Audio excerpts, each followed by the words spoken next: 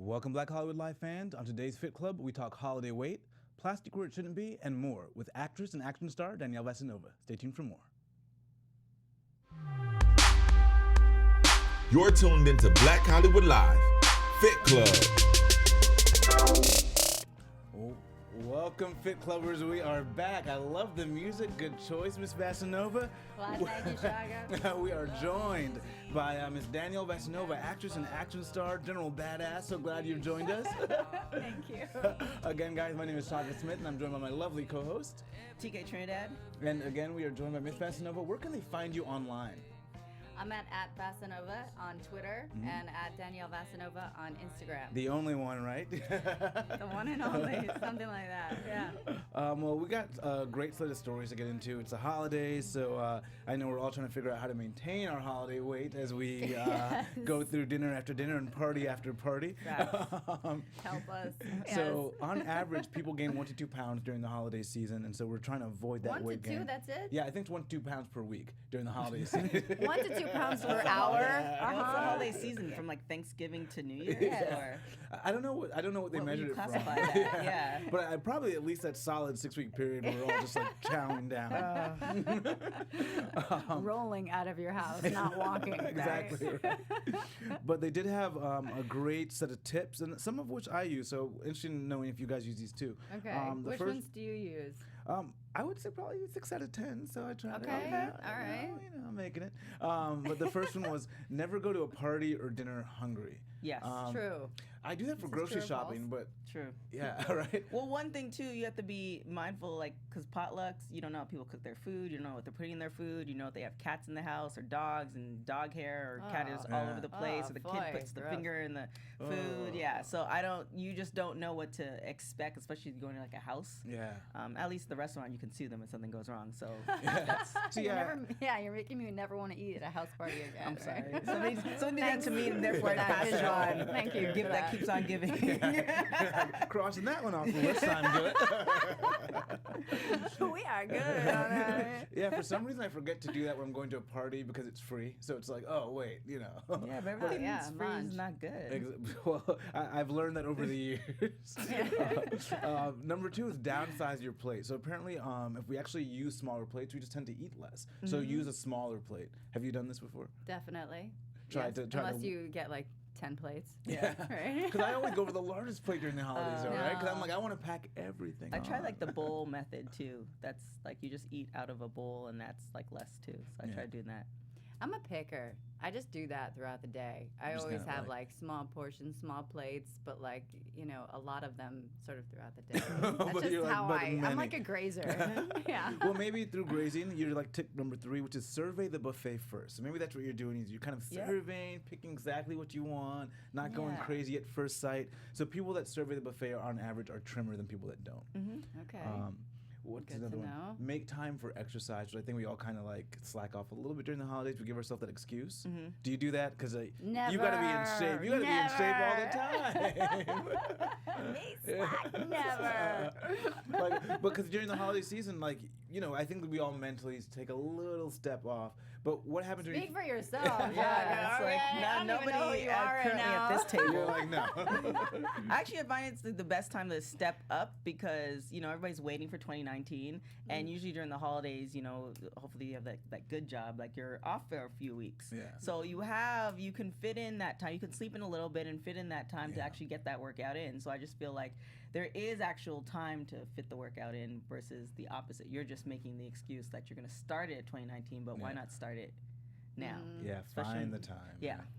I just put it into the schedule. Yeah. I just, as long as I don't think about it, I'm good to go. If I know I just wake up, just kind of mindlessly go to the gym. Yeah. Like, check that off the list for the day. Boom, done, go about the day. Yeah. It's like when you think about, I got to get to the gym. I got to do the, Yeah. The thinking about it is worse than actually just going and doing it. Yeah, because I just tell myself, just go. Worst case scenario, you sit in the sauna and then leave. Because if I put the bar very low, then I don't mind going. But if I'm like, it has to be this crazy 2-hour workout, I'm not going to want to go. Right. You're like, sauna will be fun. That'll be good. That'll be relaxing. Oh, the tread's here. Yeah, okay, exactly. let me jump on and go. I'm feeling pretty good now. Yeah. And then doing it in the morning too, I find helps. Like depending on whenever your morning starts, but doing it in the morning like that, you just wake up and you go, so you don't have time to think about it. Exactly. Because as the day goes on, you're just like, I don't want to do it. All the things you have to do start piling up. I was part of UCB, Upright Citizens Brigade, and in terms of improv, and their motto is "Don't think." And there's a lot of truth to that because if you just go, set yourself on autopilot. Yeah, because consistency. It's all about consistency. Well, one thing I like to consistently do during the holidays is imbibe a little bit, but you need to limit your alcohol so you're not gaining weight during the holidays. Can you just cut out food and just drink? No, I know a lot of people who do that. It's like, I'm just gonna drink everything. But we talked about it last week, and so we talked about like using healthier mixers, water, soda. So the things I do. Do you have anything special that you do during the holidays to kind of limit alcohol intake or make sure it's not going too crazy? Straight shots of vodka. Yep, I said that last week. Oh, you did? The flavored vodka. Yeah. I'm Czech, so vodka's like mother's milk to me, Oh, my mother's milk. Maybe a little soda, but no fruit juice, no nothing. Yeah, you gotta avoid I'm a that lightweight. stuff. I have like 2 drinks and I'm flying with colors, So at least you're limiting the alcohol intake in one way.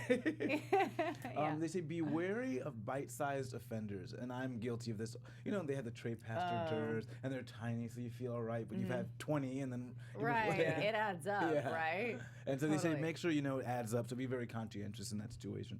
Of course, they round it off with get enough sleep.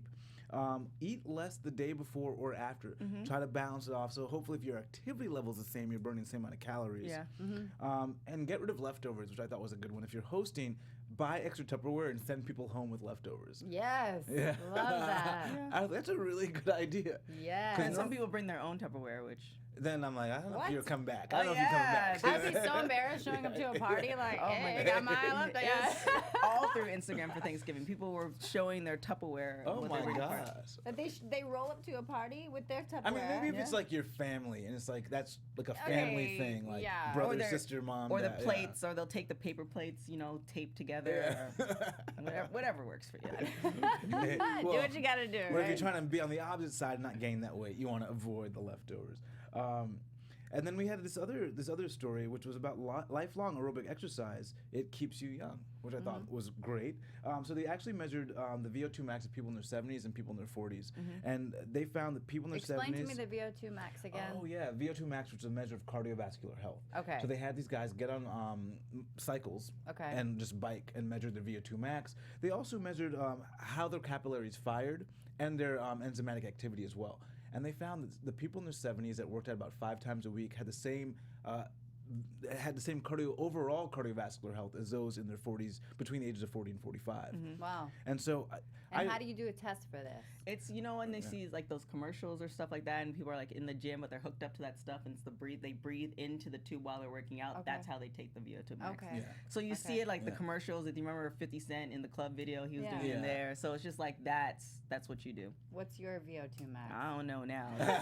Probably not what I used to have. Yeah, I've never Shaka, had. What's yours? I've never had mine measured, but I do work out consistently, so hopefully it's like. You never had it measured? Shaka, I don't even know you. No, I had some offers, but I didn't want to go. But wait, weren't you in water polo? Yeah. Didn't you do it in college? They never measure a VO2 max. Oh, yeah, they did mine. They put me through the whole because I came back one year extra skinny, and they're like, what's going on here? So they tested everything. Oh, nice. Yeah, it's crazy. Yeah, so I never got a baseline, but I thought this is excellent news for those who are staying fit and staying in shape, that you can actually get in your 70s have that same VO2 max as between 40 and 45. Yeah. And so I know you're not there yet, but you've been modeling and doing this whole fitness thing since you were 75, but I look a lot you look younger. amazing.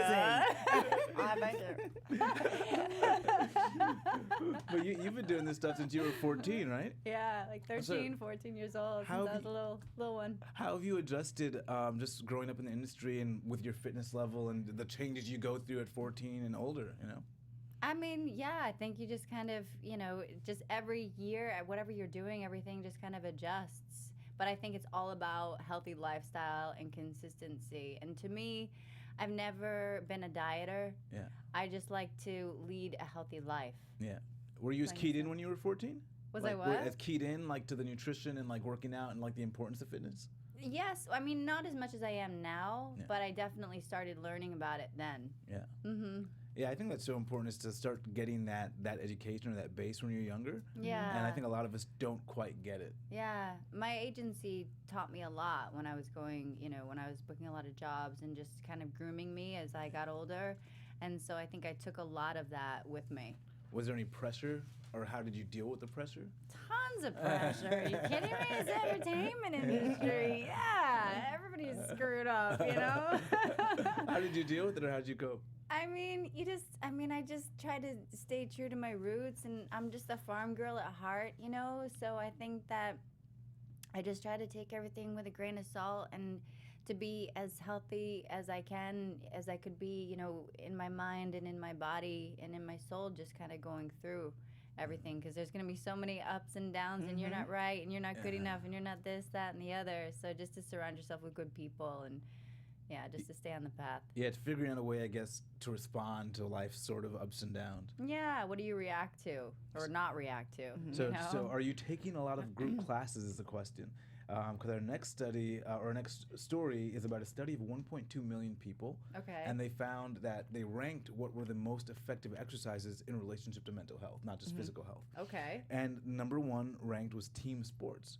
Number two was cycling. So team sports came in at 22.3%, whereas cycling came in at 21%. Like cycling team, cycling by yourself, No, cycling, cycle? just cycling by yourself. Oh, came okay. in, yeah. Aerobic and gym exercise is number 3, running or jogging at 4. But I thought team sports was so great because it does give you that accountability. It gives you the camaraderie. Oh, yeah. For sure. Yeah.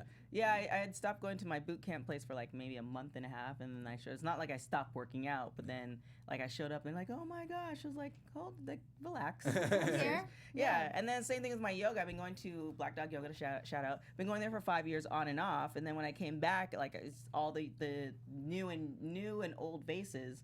And then you find like there's that accountability there, or you just are eager to hear what this person is gonna say, or how this person's gonna react, or whatever. So and then I find myself also looking for people when I don't see them there, like over a period of time. So I find it as if you don't have that, if you're not in college or high school anymore, or you don't have that huge friend system, it's actually a good way to be accountable and also watch out for other folks. Yeah.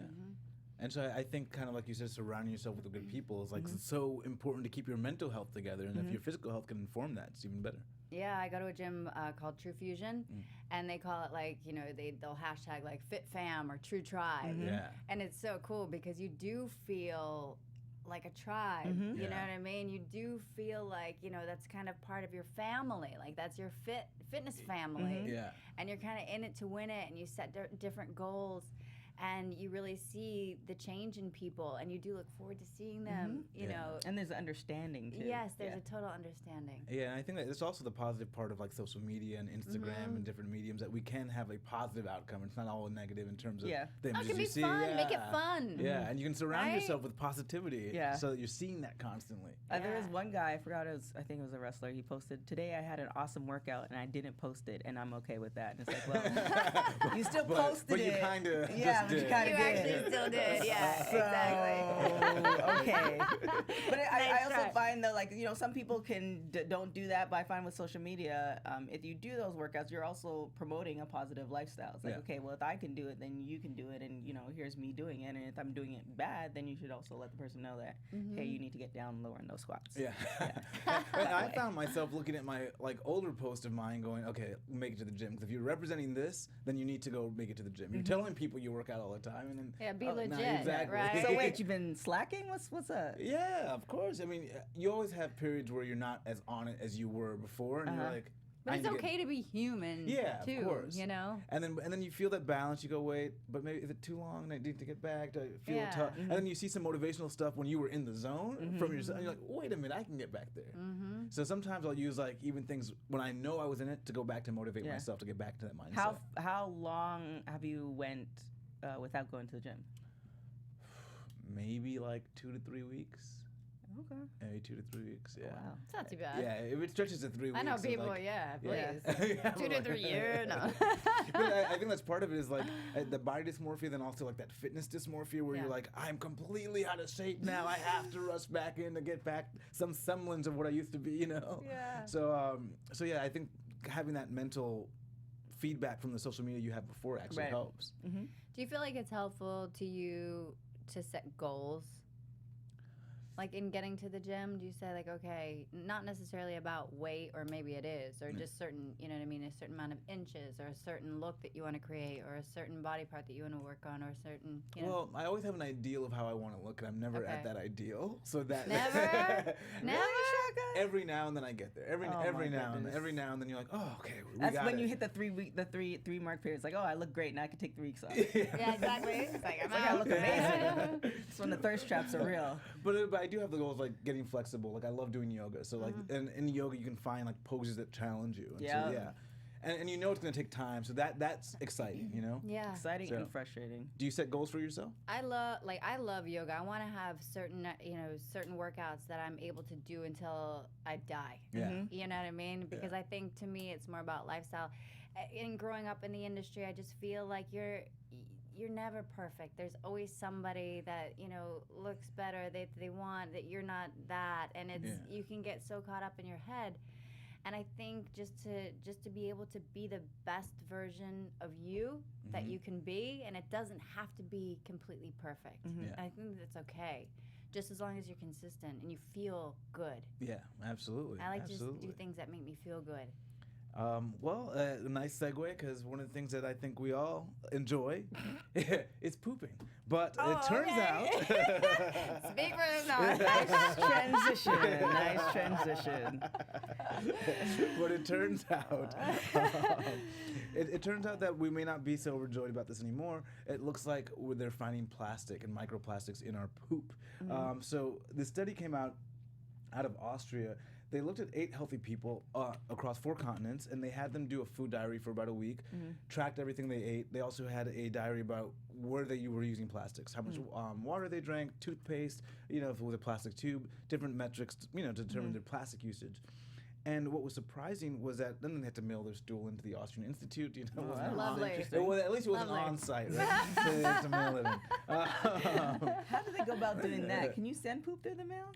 I'm sure they had like containers special or containers. something? Yeah. Okay. Christmas present. Alrighty then. 'Tis the season. But what was surprising was they found plastics in everyone's poop, and they So found how healthy, in fact, were they? well, no not one, so healthy. Well, no one was vegetarian in this group. So, but most of 9 of the most common plastics were found, and it was about 20 particles per 10 grams of stool.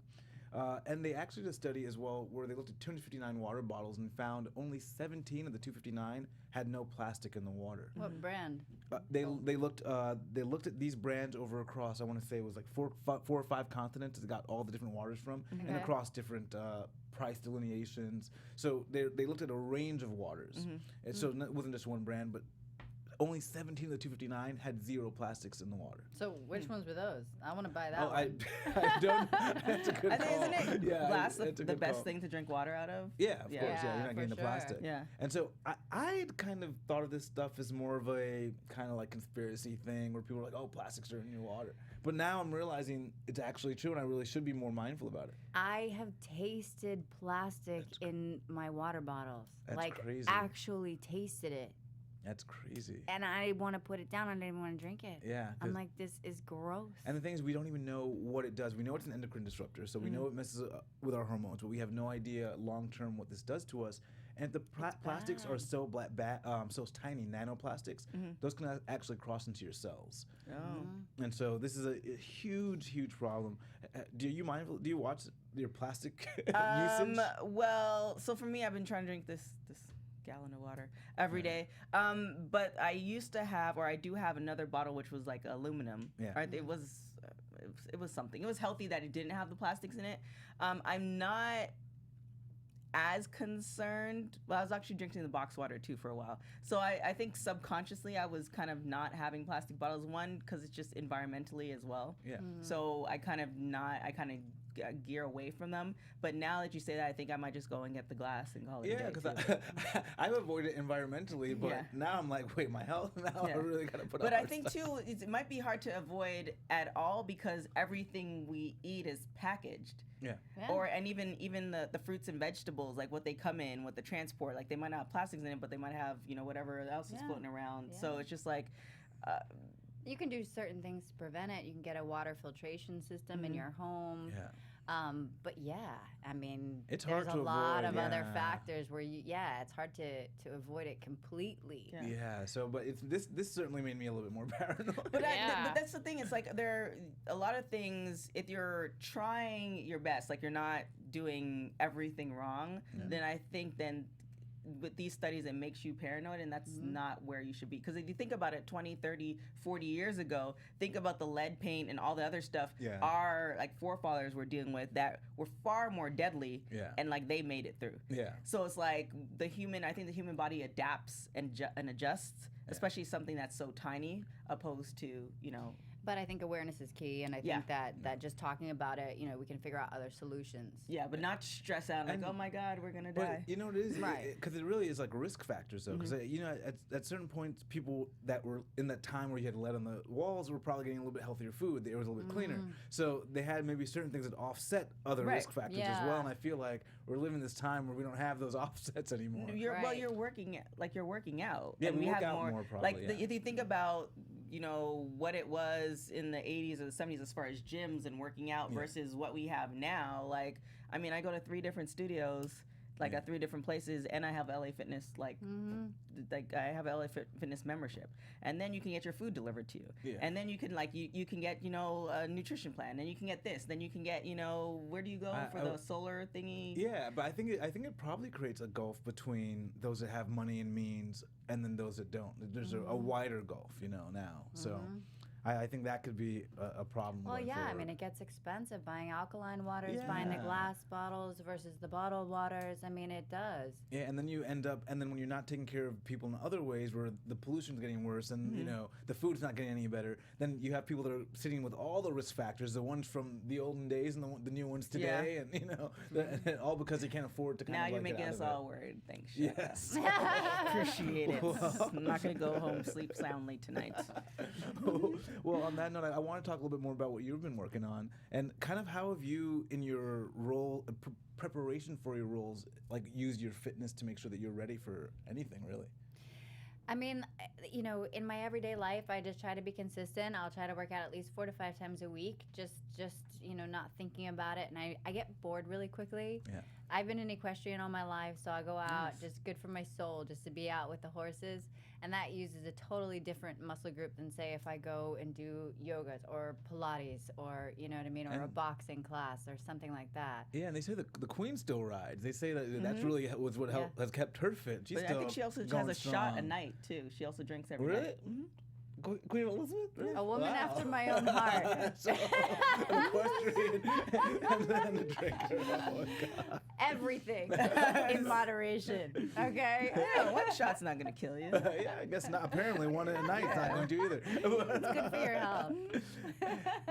And your stress. And your stress level. I was going to say how you adapt, maybe that's how you adapt, but how do you adapt when you're getting these roles and sometimes it requires some sort of skill that you haven't been so used to before and you have to learn something new? How are you able to kind of refocus and tackle something new in that sense? Yeah, I mean, it's challenging, you know, sometimes, especially like anytime you learn a new skill, sometimes it can be frustrating or you feel like you're not getting it at first and you go home swearing, you know what I mean? But you just get you know, back on the horse, so to speak, the next day and you just keep going and all of a sudden you suddenly might have a breakthrough or something might click and all of a sudden it starts making sense and I'm a little bit of a perfectionist, and I think that sometimes it's like very frustrating if I can't get something right away. Yeah.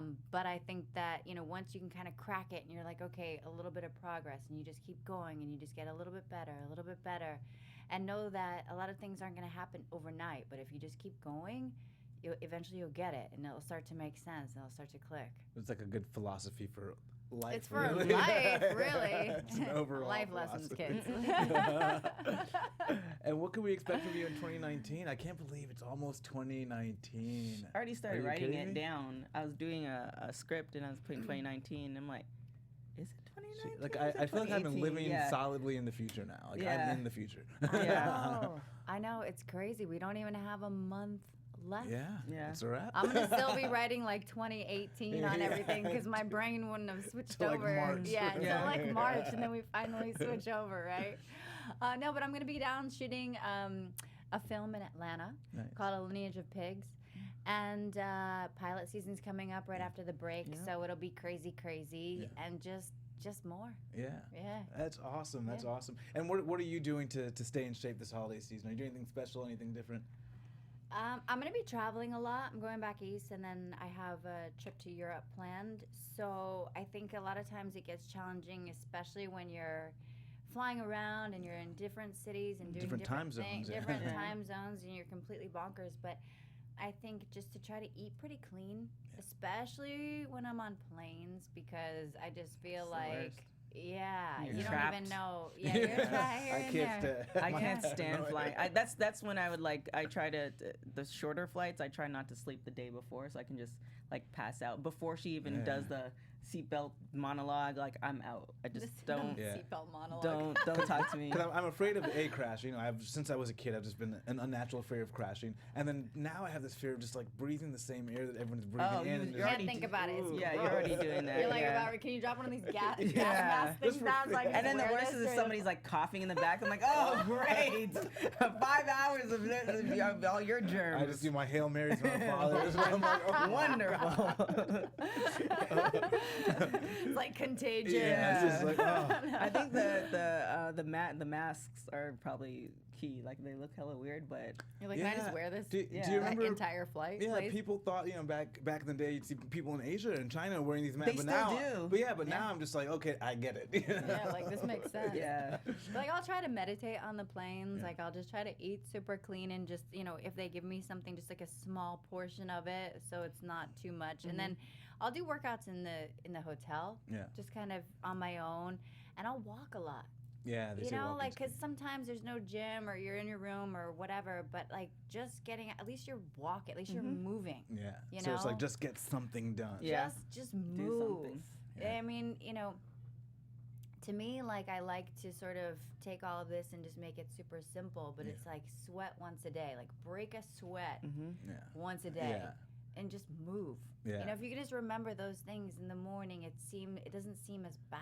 Yeah, Like it's- you have to do this crazy workout. And once you do that, it is pretty easy. It's not as hard as we kind of build it to be, Yeah. build it up to right, things are always worse in your mind Yeah. than they are like in action. Yeah. be. Well, one thing I did not prepare you for was we do something called Fit Club 5 here. It's going to be 5 rapid fire questions. Okay. Just, to get to know you better, the audience get to know you better. Okay. And to, yeah, Are we like just- doing some actual workouts here? No, no. Five Get 'em on the- burpees. yeah.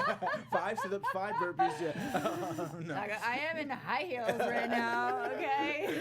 I think I saw. I'll can give do you it. my high heels and you can do these. I think I saw you do it in a movie, though, so you can do it. I think I saw in the Guinness World Book of Records a lady ran the 100-meter dash in her heels. Because she's a Jeez. badass. That's hella Was weird. it Beyonce? I don't know. I know. All right, here we go. Last person you text. Chaka. Dream dinner guest. Richard Branson. Last meal. Filet mignon and mashed potatoes. Oh, Not that on the sounds diet. Favorite junk food. Potato chips. And if you were on death row, what would be your last meal? Filet mignon. I like the filet mignon. Like I'm a meat and potato. Check. I'm like a meat and potato. I'm Eastern European. I like meat and potatoes, baby. And then last question: if there were an album you can listen to, one album you can listen to for the rest of your life, what would it be? Oh God, I don't know. Probably something from the Stones. Uh-huh. An actual album? Yeah. Oh jeez, I don't know. Oh, we got her with this one. Yeah, like times So much music. There's so much. Yeah, I love One so song, much. rest of music. your life. No, one album. One album rest of your life. The song I probably pick like No Satisfaction. Yeah. You're just angry. Yeah, I can like get with that song. We'll take it. We'll take it. Oh my God. Thank you so much for joining us. This was awesome. Thank you for having me. Gotta have you back. Yeah. 2019, and we'll want you back for sure. Deal. Well, guys, again, my name is Shaka Smith. You can find me on Twitter, Instagram, and Snapchat at Shaka Strong. And you can find me on everything at TK Trinidad. Miss Vasinova, where can they find you? Pleasure. At Vasinova on Twitter and Danielle Vasinova on the gram. And we will see you guys next week. Or after the holidays. We'll see. See you next year. From executives Kevin Undergaro, Dario Kristen, Tiana Hobson, and the entire BHL staff, we would like to thank you for supporting Black Hollywood Live, the first online broadcast network dedicated to African American entertainment. For questions and comments, contact us. info@blackhollywoodlive.com. Like us on Facebook, tweet us, or Instagram us at BHL Online. And I am the official voice of Black Hollywood Live, Scipio. Instagram me at KingXOBay. Thanks for tuning in. Serious. How big is your audience? Hollywood Redefined.